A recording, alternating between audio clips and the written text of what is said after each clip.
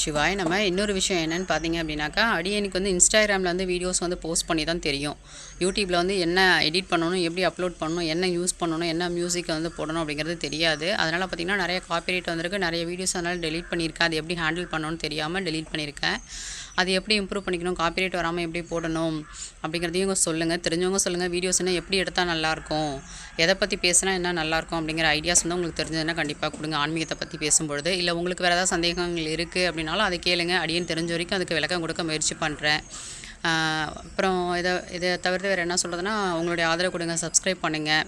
போடக்கூடிய வீடியோஸ் வந்து கொஞ்சம் முழுசாக பாருங்கள். ஏன்னா பார்த்தா தான் நான் என்ன தவறு பண்ணியிருக்கேன், இன்னும் எப்படி பண்ணால் நல்லாயிருக்கும் அப்படிங்கிறது உங்களுக்கு ஒரு ஐடியா வரும்.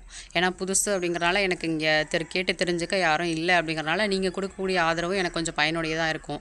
நம்ம இன்ஸ்டாகிராம் போகும்பொழுது நம்ம அப்படி தான் போனோம், யாரும் இல்லாமல் தான் போனோம். இன்றைக்கி ஓரளவுக்கு மக்களுடைய ஆதரவு இறைவனுடைய கருணையால் ஒரு 16.4 சப்ஸ்கிரைப் கிட்ட ஃபாலோவர்ஸ் கிட்டே இருக்காங்க. அதே மாதிரி கண்டிப்பாக இதுலேயும் வருவேன் அப்படிங்கிற நம்பிக்கை எனக்கு இருக்குது. அதனால் இது எப்படி வீடியோஸ் வந்து நீங்கள் எதிர்பார்க்குறீங்க அப்படிங்கிறதையும் வந்து அடியனுக்கு வந்து கமெண்ட்ஸில் வந்து சொல்லுங்கள். சிவாய நம. திருச்சிற்றம்பலம்.